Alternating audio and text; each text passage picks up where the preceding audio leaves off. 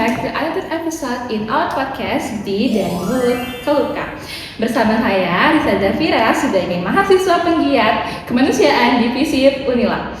Teman-teman, kita sering banget nih dengar istilah keadilan gender. Namun teman-teman paham gak sih bahwa ketidakadilan itu sering dimulai dari hal-hal yang dianggap sepele, nah seperti candaan, komentar fisik, ataupun siulan di kampus. Nah, hari ini kita bakal membahas topik yang sangat penting, yaitu kekerasan verbal dan non-verbal di dunia pendidikan, terutama di kampus kita tercinta. Nah, untuk membedah pembahasan ini, hari ini aku nggak sendirian aja nih. Di sini aku bareng Gaby, dan di sini boleh dong narasumber dikenalin ke audiensnya. Halo semuanya, perkenalkan nama aku Amal Ramadhani. Aku dari Fakultas Hukum Angkatan 2024. Aku dari Forum Perempuan Unila.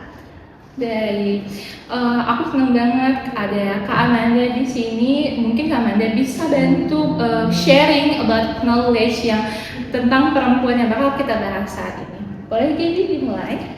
Oke, jadi Kak, jadi aku Gaby sebagai Risa, sebagai partner Risa di sini untuk nanya-nanya dan mengulik tentang data dan kenyataan tentang kayak apa aja sih yang perlu dibahas dan menjadi hal urgent untuk dibahas tentunya. Jadi sebelum kita masuk ke inti, aku mau nanya dulu nih, dari pengalaman kakak sebagai bagian dari Forum Perempuan di Unila, kasus kekerasan verbal dan non verbal apa yang paling sering terjadi atau dikeluhkan oleh mahasiswi?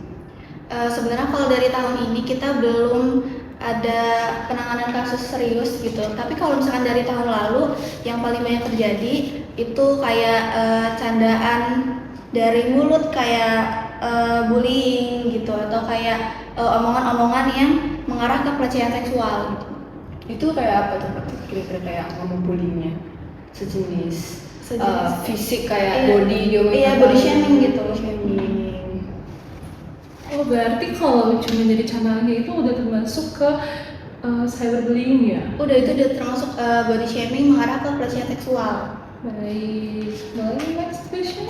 Oke, kalau boleh dijelasin, mengapa sih isu kekerasan verbal dan non-verbal ini penting untuk kita angkat, terutama di dunia pendidikan? Karena seperti kita ketahui sama harapkan ya, dunia pendidikan itu kan harusnya jadi ruang yang aman gitu, menjadi tempat yang aman untuk bertumbuh gitu kan. Terus kekerasan seksual ini menumbuhkan dampak negatif, kayak jadi kita tumbuhnya mental issue, gangguan mental, terus ketidakrasa percayaan diri gitu kan. Terus sama kurangnya atau malah menurunkan bakat sama minat kita gitu kalau misalkan terjadi sama korban di lingkungan pendidikan. Oh, berarti isu ini tuh urgent dan dampaknya tuh masif ya. Dan ironisnya terjadinya malah banyak di dunia pendidikan dan malah kayak sering terjadi ke perempuan gitu. Nah, itu tuh sebenarnya akar masalahnya di mana sih, Kak? Sebenarnya akar masalahnya itu dari normalisasi. Makanya di sini Forum Perempuan tuh hadir untuk kita mencoba membuka ruang untuk para korban. Terus kalau itu bisa jadi karena normalisasi bentuk kekerasan verbal dan non-verbal yang sering dianggap wajar gitu. Kita berlindung di balik kata cuma bercanda aja kok gitu kan. Terus itu tuh bisa juga dari pengaruh sosial media. Dari pengaruh sosial media itu diterapkan ke dunia nyata gitu. Oke. Sekarang kita udah punya gambaran yang cukup besar ya tentang topik kali ini. Nah, sekarang kalau kita lihat data dan fakta yang lebih spesifik, apa aja sih bentuk kekerasan verbal, non-verbal yang paling umum terjadi dan gimana tuh angkanya, kayak misal dari tahun ke tahun apakah menaik atau menurun tuh? Kalau untuk bentuk tindakan yang sering terjadi sih ya tadi kayak ucapan yang mengarah ke pelecehan seksual. Kalau menurut data, menurut Jaringan Pemantau Pendidikan Indonesia atau JPPI, sepanjang tahun 2025 tercatat ada 614 kasus kekerasan di satuan pendidikan. Angka ini melonjak tajam, 6 kali lipat lebih tinggi daripada tahun 2020. Terus di tahun 2026 hanya periode Maret aja itu JPPI udah mendeteksi ada pelecehan seksual sebanyak 233 kasus. Jadi perharinya kalau bisa kita hitung ada 2 kekerasan seksual yang terjadi per hari gitu. Banyak banget ya. Dan itu korbannya itu sih Bang, keren banget sih masih mau melaporkan karena kan itu masuk aib ya bahasanya. Oke, terkait korban yang nggak berani melapor nih, apa aja sih dampak dari yang bakal timbul dari kekerasan verbal non verbal ini pada korban, terutama kan mahasiswa yang sering mengalami? Itu tadi munculnya gangguan mental, kayak dia jadi nggak punya percaya diri, terus biasanya dia jadi ngerasa nggak ada yang ngedukung dia dari sosial gitu kan, dia jadi ngejauh dari lingkungan sosial karena jadi dia ngerasa sendiri, terus dia ngerasa dia nggak punya dukungan, terus dampak paling buruknya karena dia gangguan mental itu dia ngerasa sendiri, dia bisa suicide gitu, dia bisa bunuh diri, biasanya kan ada kasus kayak gitu. Serem ya, dampaknya berarti cukup gede gitu ya. Gede banget. Nah, jadi aku ada beberapa kasus yang lumayan relevan dengan topik ini. Kayak pertama nih, kakak sebagai penggiat di forum perempuan, tolong ceritain satu kasus dari kakak dulu deh, tentang pendampingan pada mahasiswi yang sedang mengalami kasus tersebut. Nggak biasanya sih, maksudnya ya pernah ada kasus kayak pacaran gitu, terus si cowoknya malah mengarah ke pelecehan seksual, kekerasan seksual gitu, tapi terdapat ancaman gitu, jadinya si yang korban ini nggak berani dan akhirnya kayak ngejalanin aja gitu, nggak berani untuk speak up sebenarnya ini nggak benar gitu. Tapi itu akhirnya dia bisa keluar gitu kan, berhasil keluar, atau kakak sebagai pendamping kayak nasihatin atau gimana gitu? Dia berhasil keluar dari hubungan itu, tapi dia nggak berani untuk speak up gitu karena si cowoknya ini masih suka nyamperin, masih suka ngancem dia gitu, jadi dia takut gitu. Berarti itu ada kayak sumber isu awal buat pengancaman gitu ya? Iya. Oke. Kalau tentang kasus di UIN-KS Jember yang mana mahasiswa itu di catcalling oleh Sapam, itu gimana sih tanggapan dari kakak? Layak nggak sih perlakuan kayak gitu di kampus? Sebagai gimana kampus itu kan merupakan tempat kita buat belajar, tempat nyaman, aman kita sebagai mahasiswa dan mahasiswi kan? Gimana itu Pak? Itu berarti masuk ke aparat kampus ya? Iya benar banget. Sebenarnya keterlibatan aparat kampus itu bukan sekedar pelanggaran etika biasa ya, melainkan sebuah krisis moral dan sistemik yang merusak esensi dunia pendidikan. Terus kita tuh memandang kasus kekerasan seksual yang dilakukan sama aparat itu sebagai penyalahgunaan kekuasaan. Tindakan ini dinilai sebagai pengkhianatan terhadap marwah pendidikan. Dari kasus-kasus tadi kan kita bisa lihat ya kalau polanya tuh sama gitu, dan seringkali melibatkan kayak kekuasaan atau orang-orang di sekitar kita, kayak misal dosen senior, pengurus BEM, satpam. Bahkan satpam sekalipun. Nah, kalau bisa kita kulik nih, akar masalah itu sebenarnya apa sih Kak? Apa itu gara-gara masalah struktural kah, kebijakannya kah yang belum kayak tegas untuk membatasi ataupun menghukum si para pelaku sehingga mereka nggak jerak, atau masalah sosial budaya, atau malah maskulinitas atau patriarkis? Akar masalahnya itu nggak bisa dilihat dari satu sisi aja, melainkan dari semuanya, dari faktor struktural bisa, kebijakan bisa, sama sosial juga bisa gitu. Dari sosial budaya itu karena kita sering menormalisasikan sedikit pelecehan seksual itu yang mengarah ke situ gitu. Terus kalau dari strukturalnya itu bisa dari penanganan kasusnya itu nggak optimal gitu, malah di kayak oh ya udahlah kecil cuma kayak gitu doang gitu, Jadi dampaknya nggak gede ada banget ya. malah dampak buat korban tuh malah jadi ya gitu kan. Mereka jadi malas kuliah, takut kan kemana-mana. Oke, jadi meskipun udah ada Permendikbud Saintek, terus PPKT juga, PPKPT juga udah ada, implementasinya tuh berarti masih kurang gitu, rada lemah gitu ya. Terus gimana nih dengan Satgas PPKS di kampus kita? Apa menurut kakak udah efektif sebagai yang udah maksudnya punya kedalaman tentang topik ini dan udah punya pengalaman yang banyak berkaitan dengan topik? Kita di kampus ini kita adanya PPKPT ya. Oh iya, PPKPT. Sebenarnya dari beberapa diskusi sama PPKPT juga, mereka tuh udah berusaha semaksimal mungkin gitu loh. Tapi memang kurang dari mungkin dari kayak seminar-seminar atau mungkin audiensi dari PPKPT-nya untuk seluruh mahasiswa di Unila ini. Jadinya mahasiswa tuh masih kurang untuk mereka masih takut gitu untuk speak up. Jadinya mereka nggak tahu kalau misalkan sebenarnya kasus mereka ini bisa kok sekecil apapun bisa kita tanganin gitu. Tapi ada nggak sih yang dari speak up kayak gitu? Ada. Banyak nggak? Lumayan. Dalam 2026 ini baru satu kayaknya. Baru satu. Nggak banyak juga yang banyak ngelapor gitu. Oh, karena takut itu tadi ya, karena mereka ngerasa itu aib jelasnya. Aib maksudnya Kak Aib. Oke, kalau soal kasus di UI sendiri nih, gimana tanggapan Kakak? Karena kan ini mereka sama aja yang ngelakuin kayak pelecehan verbal pun dalam dunia digital. Nah, mereka kan kayak mengobjektivitas seorang mahasiswa ini dengan melakukan dirty jokes. Nah, menurut Kakak sendiri itu gimana? Pantaskah dan layakkah? Tentunya enggak sih. Ini UI yang Iya, itu yang grup itu. ya. Benar. Apa tadi pertanyaan? Yang apa nih? Jadi kasusnya itu seperti kaum laki-laki itu melecehkan bentuk body seorang perempuan gitu. Itu di Jakarta sih ya. Dan juga tidak lain daripada itu mereka juga melecehkan di antara dosennya. Kasus itu. Jadi menurut kakak kayak gimana tuh?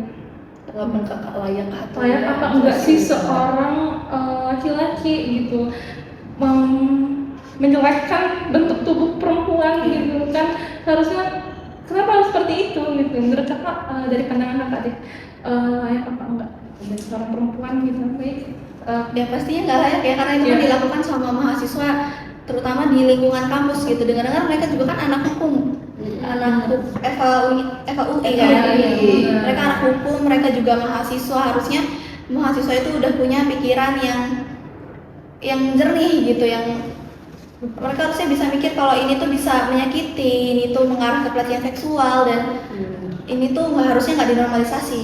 bener banget. Nah, Oke, kita Anda sendiri punya nggak sih, kan suka baca-baca berita nih, punya nggak yang menurut dari forum perempuan itu berita paling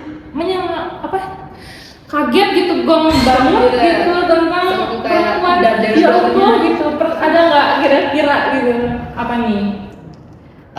Mungkin kekerasan seksual di pondok pesantren kali ya. Bener Itu banget. kan pondok pesantren itu kan tempat untuk istilahnya kita untuk ngembangin agama gitu. Tapi kenapa malah terjadi yang malah merusak moral agama di situ kan? Harusnya nggak kayak gitu kan. Bener Ada di salah satu kasus di Ponpes Padang Ati, bahkan ini ponpesnya juga ilegal gitu. Ada satu mahasiswa yang lapor kalau dia hamil gitu. Ternyata dia dihamilin sama pimpinan yang ada di ponpes itu. Wow, itu berarti aku baru tahu loh kasusnya, sumpah sekelas simpang siur banyak banget kasus.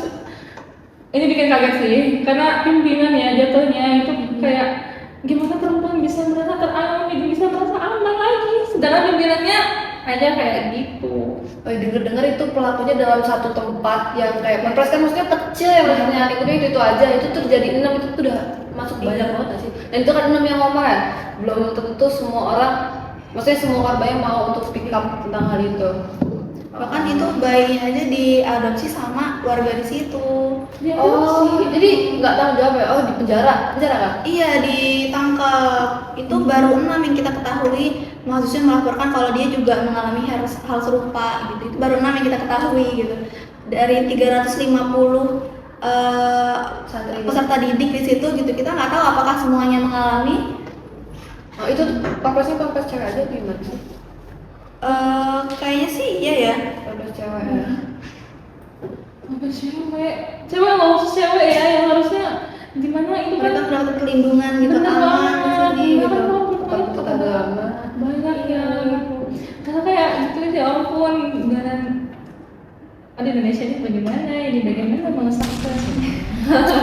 Iya. Kalau dari kita kan sama-sama cewek ya. Oh, iya. Boleh nggak sih kita sharing gitu? Kalian pernah nggak kena catcalling gitu dari dari siapa dulu nih? dari kamu dulu? Dari aku. deh. Ini pengalaman aku terjadi beberapa minggu lalu. Jadi di sekitar perumahan aku itu tuh lagi ada apa ya? Kayak renovasi rumah dan ada pembangunan rumah di kompleks kayak baru-baru gitu lah. Nah di situ kan banyak tukang kayak mungkin aku juga di situ emang rada kurang pantas dan kurang layak sebagai cewek untuk memakai baju. Emang itu aku menyadari itu kesalahan aku sendiri. Aku di catcalling cuman kayak di itu dia apa tuh cium gitu loh. Iya nggak sih? Nggak nyaman ya? Nggak nyaman sih jujur. Jadi kayak "Ih, ini orang apa sih gitu, kayak nggak pernah lihat cewek aja. Dan aku pikir di kota ini kan kita maksudnya tinggal di kota ya bahasanya, dan itu kayak udah wajar gitu ya. Dan itu juga ada di kompleks perumahan aku yang mana emang tuh tempat yang biasa deket-deket dan emang udah apa jadi hari-hari kayak gitu juga. Terus tiba-tiba keluar apa tuh ada datang orang dari luar buat orang rumah, tiba-tiba kayak gituin kan kayak nggak nyaman gitu. Dan tapi di situ aku cuek aja sih, kayak apa sih gitu, stay cool karena aku rasa semua mata tertuju pada aku gitu. Berarti aku menarik buat dilihat gitu aja sih. Oke, kalau Mas sendiri ada nggak pengalaman gini? Kalau aku sebenarnya sering banget. Tapi yang paling diingat itu waktu aku maba, kan masih sering jalan ke shuttle gitu ya. Karena kita parkirnya juga masih di shuttle. Sampai Gitu. sekarang di situ nggak? Enggak, kan. Di parkir di shuttle gitu. Terus biasanya di pinggir shuttle itu kan banyak ojol gitu ya. Dan aku lewat sendirian jalan di situ menuju shuttle, terus kayak cewek mau kemana gitu. Cewek kayak aduh takut kan, karena dia tuh deket kan posisinya juga, jadi kayak nanti kalau dikejar gimana, nanti kalau dia main gimana gitu. Kalau aku pribadi, aku pengen sharing juga sama kalian. Aku pernah di catcalling sama tukang parkir. Aku lagi mau Parkir mana tuh? Jauh pokoknya dekat di pasar. Jadi kan tukang parkir itu banyak ya kalau di pasar ya. Jadi kayak entah satu ada lagi nongkrong segala macem. Jadi ya gue parkir aja gitu kan, gitu. Katanya, ih belanjanya mau dibawain nggak? Gimana ya? Kalau mau judes ini siapa gitu, udah nggak usah gitu. Jadi perlakuan catcalling itu kayaknya bagi mereka itu wajar dan cuma bercanda gitu loh. Jadi mereka notabene catcalling itu bercanda aja gitu. Tapi kan bagi kita perempuan kok kayaknya ada yang salah ya sama kita gitu. Kita kan merasa introspeksi diri banget gitu, kayak gue gak nyaman ya gitu, aku gak nyaman loh kalau diginiin gitu. Karena aku pribadi aku kayak gitu, karena gimana ya, kalian kenapa sih mau ngusulin cewek gitu. Jadi kalau bagi kalian yang cowok-cowok jangan ngusulin cewek, udah diem aja, fokus sama diri kalian masing-masing. Apalagi kalau yang nongkrong nih, cewek lewat dikit jangan kayak gitu ya. Ada lagi nggak nih, ada yang mau sharing nggak dari Magda sendiri? Udah ya itu aja ya. Kalau misalkan menurut kalian itu adalah kita semua bisa menerima candaan kalian tuh enggak banget. Enggak ya. Malah bikin kita malah nggak nyaman, terus kayak takut pengen cepet-cepet pergi dari bener banget. Aku juga takut banget. Walaupun kita udah mungkin nggak bisa pasang badan, cuman kita kan di sana nggak ada temen ya. Apalagi kalau nggak ada temen gitu, aduh pasti ya Allah ya Tuhan, lindungi Bilqis itu enggak kayak gitu. Artinya saya seru-seru gimana gitu, lagi geli-geli gimana gitu, kayak apa sih gitu. Tapi itu kalian pernah mikir nggak sih kalau misal kalian jadi cowok tuh, kalian bakal ngelakuin kayak gitu nggak ke cewek? Kalau aku pribadi aku nggak mau, aku diem aja. Ih cantik banget, udah simpel aja keep sendiri. Kalau nggak di kiki gitu nggak usah. banget kan perempuan cantik di dunia Iya, ini gitu. Bener-bener asli. Benar.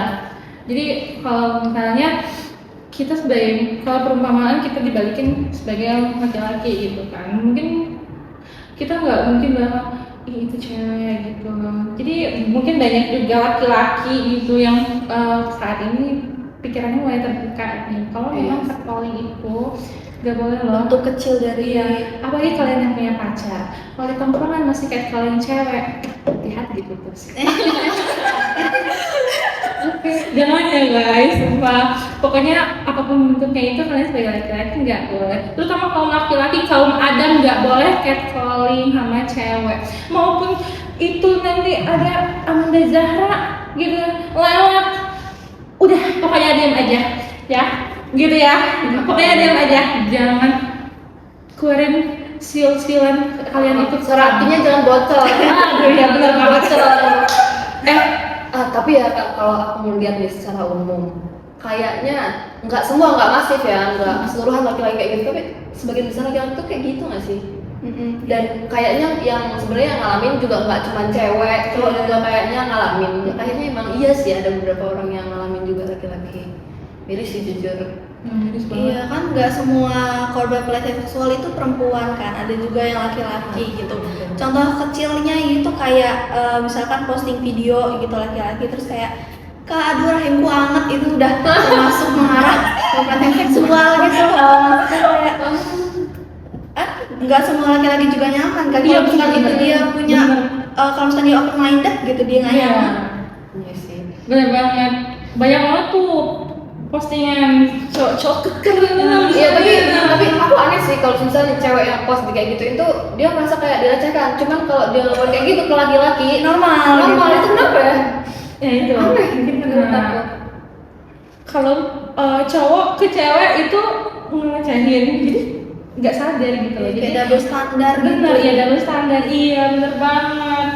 Banyak banget kalian kalau buka TikTok gitu misalnya scroll dikit, nggak tahu stiker apa lagi yang dikirim gitu kan, nggak tahu. Banyak juga stiker-stiker yang mengarah ke situ gitu. Benar, aku kayak astagfirullahaladzim jangan kayak gitu, itu laki-laki loh.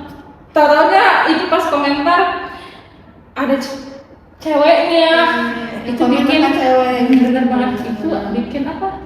Bikin rusak hubungan, jangan Renggang hubungannya ya. Benar, pokoknya jangan ya.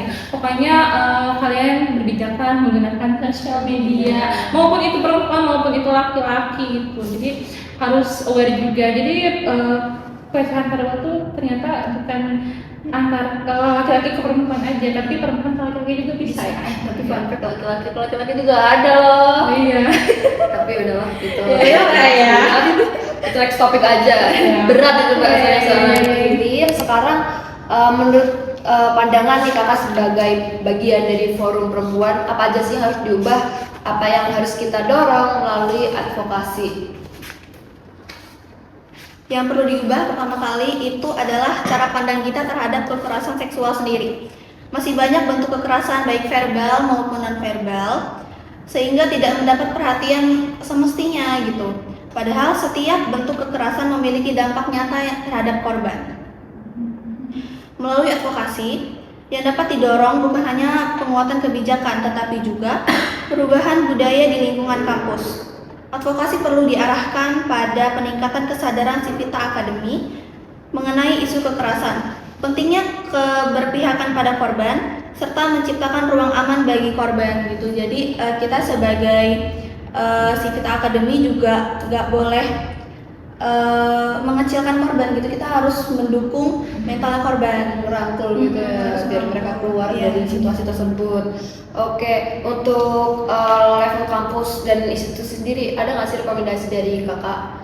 Kayak misal kampus tuh harus lebih kayak cari-cari nih mana aja kira-kira mahasiswa yang mengalami, atau mereka terus melakukan apa ya, kayak iklan tah, promosi tah tentang ada sih PPKPT di Unila ini. Kalau kalian apa tuh ngerasa dilecehin atau merasa pokoknya ada di posisi tersebut, itu kalian boleh banget sih cerita ke kita gitu. Kita nggak bakal umbar kemana-mana kok gitu. Ada nggak sih kak? Kalau rekomendasi itu tadi dari PPKPT-nya harus ningkatin audiensi sama seluruh mahasiswa. Jadi seluruh mahasiswa tahu kalau kita tuh ada kerjasama sama PPKPT, terus kita menjaga juga keprivasian mereka gitu. Jadi kita nggak akan ngumbar-ngumbar soal kasus mereka gitu. Jadi mereka nggak perlu takut untuk cerita dan nanganin kasus sama-sama gitu. Oke. Nah, teman-teman, setelah sudah dijelaskan oleh Amanda, aku izin review sedikit. Yang dimana berarti kekerasan verbal itu bisa mulai dari hal kecil, mulai dari siul. Teman-teman sering banget nggak sih ngeliat kasus yang ada cowok nyiul ke cewek lewat gitu kan? Itu salah satu termasuknya teman-teman. Jadi buat teman-teman cowok yang masih suka nyiul-nyiul sama cewek yang lewat gitu, jangan lagi ya teman-teman. Dan teman-teman yang suka banget jelekin kayak yang kasus kita bahas tadi about the body of girls, itu jangan ya teman-teman. Itu udah pokoknya keep sama diri kalian sendiri, terutama cowok-cowok, dan itu bukan not your business. Oke. Kita kan udah ada di penghujung podcast nih Kak. Sebelum kita akhiri, ada nggak sih pesan dari Kakak selaku perwakilan dari Forum Perempuan Unila untuk para pendengar, terutama untuk mahasiswi yang mungkin sedang mengalami hal serupa? Buat kamu mahasiswi yang mungkin lagi ada di situasi yang kamu rasa nggak adil sama perlakuan pelecehan seksual tadi, ingat kalau misalkan perlakuan buruk sekecil apapun itu termasuk perendahan gitu, pengucilan ke perempuan atau intimidasi gitu. Ceritain aja sama, kalau misalnya kamu masih belum berani untuk cerita sama PPKPT atau forum perempuan, bisa cerita sama teman terdekat yang kamu percaya gitu. Jangan sampai kamu mendem itu sendirian sampai kamu malah memunculkan mental psikis gitu, psikis yang rusak, malah mental gangguan mental, atau ya terburuknya bunuh diri karena ngerasa sendirian gitu. Padahal ada kita mau mendukung, kita pasti akan membantu. Oke, berarti teman-teman di sini harus banget kalau ada yang punya masalah atau sekecil apapun itu masalahnya, tapi kalau bisa diceritain harus cerita ya teman-teman. Pasti welcome ya Kak. Oke. Mungkin itu aja. I'm really grateful Kakak Amanda. Terima kasih banget udah mau sharing ke teman-teman semua tentang kepedulian ini, tentang kalau memang perasaan itu bisa mulai dari kecil ya Kak. Aku makasih banget sama Kak Amanda. Kalau begitu aku pamit undur diri. Saya Rita Davira Putri Sakti. Dan saya Gaby Fatia Sophia Putri. Oke, tunggu kami di episode selanjutnya. See ya!